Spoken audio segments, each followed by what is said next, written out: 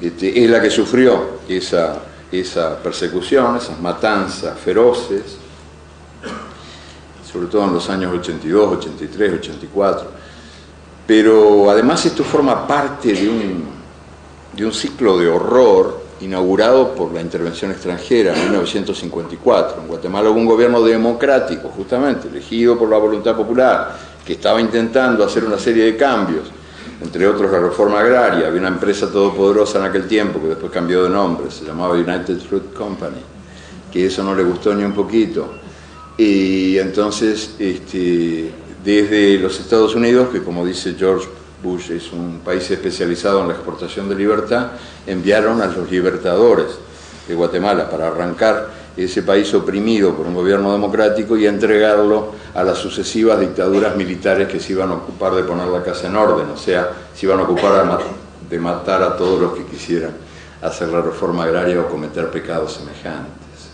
De aquel horror, de aquel espanto que fue la invasión de Guatemala en 1954, Castillo Armas y los suyos, entrenados, armados, financiados, estimulados desde los Estados Unidos. Desde aquel horror en adelante, Guatemala ha sufrido una cadena de dictaduras militares que generó esa montaña de muertos. Y como te digo, como el mundo es un mundo racista, el hecho de que Guatemala sea un país indígena explica que de Guatemala se hable poco o nada. Cuando se habla del tema de desapariciones, a Guatemala rara vez se la menciona, pero es el país que más la sufrió. ¿Y de qué manera? ¿De qué manera?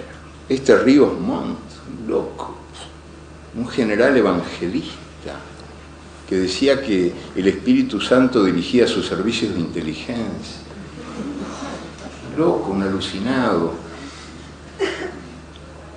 Arrasaba las aldeas con orden de exterminar a los niños para que no quede la mala semilla. Fíjate, reíste de los holocaustos. Digo, eso sí que también fue un holocausto. Nosotros también tenemos otros holocaustos de los que no se habla, pero sí que existieron. Y el holocausto indígena en Guatemala empezó con Alvarado, pero ahora siguió hasta hace poquito, 15 minutos. Todavía se siguen sufriendo los coletazos de todo aquello. Creo que queda un largo camino por recorrer. Sin duda que la situación es mejor que la situación que el país padecía, pero todavía hay estructuras de poder que son estructuras de poder racistas y enemigas de la democracia, gobernando Guatemala, rigiendo los destinos de ese desdichado país, donde entre otras cosas hay una numerosa clase media que quiere ser como Miami. Es el país que tiene la más alta, para mí, a mi juicio, la más alta capacidad de hermosura en América. Yo no creo que haya en América nada comparable a los tejidos que uno encuentra en el mercado de Chichicastenango en Guatemala. Que se pueda comparar con esa belleza, creo que nada. Y sin embargo, la población blanca o blancoide, en realidad no es decir, una blancura sospechosa, de Guatemala, está loca por comprar porquerías de plástico que vienen de Miami y desprecia todo eso como si fuera la expresión de una raza inferior, incapaz de belleza. Sí será capaz de belleza, una belleza multiplicadísima cada día por las negaciones que sufre. Es increíble cómo se alimenta de sus propias negaciones, cómo los indígenas en Guatemala, que vienen de sufrir 5 siglos de persecución y de desprecio, de humillación continua, han sido capaces de elevarse por encima de tanta infamia y crear tan alta belleza. Linda cosa. Sí. Siguiente pregunta, por favor. Hola. Quería preguntarle con respecto a lo que ha comentado.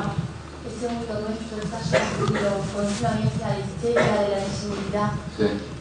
La pregunta era si el énfasis estaba tanto en la palabra inseguridad o en la palabra histeria.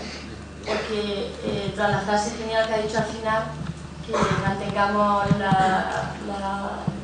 la búsqueda de ese vivir en la duda y de ese hacer certezas de la duda, pues se entiende que la inseguridad, caminar sobre el agua, es positivo. Es la inseguridad que nos hace ver al otro pueblo, a otra persona, a nosotros mismos de hablar como enemigos, como algo que nos afecta. Está muy bien. Yo me refería a otra inseguridad, no a la inseguridad que nace de las dudas que yo puedo tener, o que tú, o que todos podemos tener y debemos tener además, porque las certezas que valen la pena son las que desayunan dudas cada día. No la inseguridad sobre lo que uno es, sobre lo que uno hace, sino la inseguridad pública. El término inseguridad, tal como se lee en los diarios, inseguridad pública. No se puede caminar, no se puede vivir, vas a ser asaltado, vas a ser secuestrado, vas a ser violado. Este tema clamoroso multiplicado por los medios de comunicación. Es una espiral que nos hace tener esa histeria.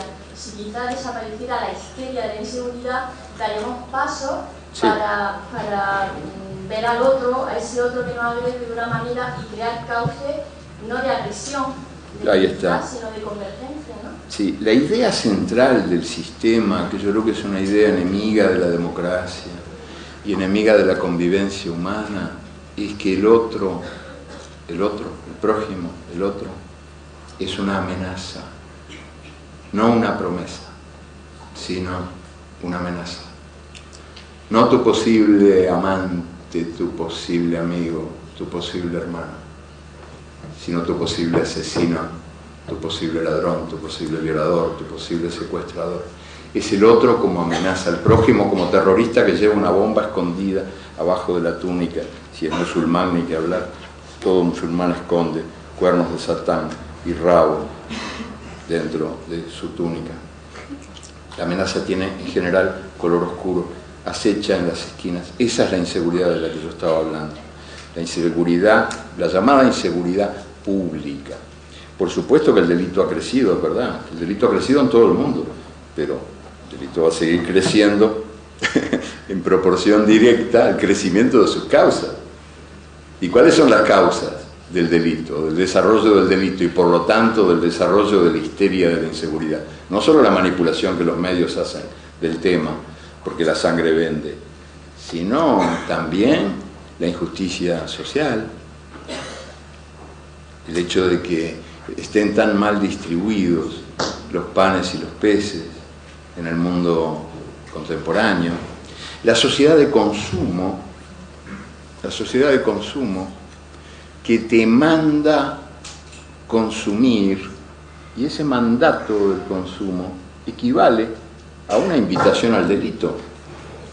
Porque si tenés todo un aparato, una maquinaria gigantesca de publicidad, que te dice que vos no sos nadie si no tenés zapatos de marca o automóvil último modelo, te está invitando a cometer los crímenes más atroces si sos miembro de la inmensa mayoría de la población en países como los países latinoamericanos, donde esa inmensa mayoría no tiene la menor posibilidad de llegar a tener un automóvil último modelo. Y no sé si alguna vez zapatos de marca. Quiero decir, la invitación al consumo se convierte en una invitación al delito. Es la sociedad de consumo la que da manija a esta desesperación por ser en el tener, a esta identificación peligrosísima entre ser y tener, a la idea de que más eres si más tienes y que si no tienes, no eres, no existes. No existes ni en las estadísticas. Y también la impunidad del poder, que yo creo que es otra fuente de inseguridad pública, que es otra fuente de delito en el mundo de hoy. Porque no es mi caso, yo no me dedico a robar ni secuestrar ni nada de eso, por ahora, mientras la literatura más o menos me dé para ir remediando, no necesito. Pero si fuera pobre, y si fuera un pobre desesperado, ¿qué lecciones me brinda el poder dominante? La impunidad con la que el poder mata, la impunidad con la que el poder miente, la impunidad con la que el poder humilla, la impunidad con la que el poder viola, secuestra, y no a una persona, ni a dos, ni a 10, a miles y miles de personas por día. Entonces la pregunta es obvia. ¿Y si estos pueden, que son los aplaudidos? Si estos pueden, que son los exitosos, ¿por qué yo no voy a poder? Por ahí va la cosa.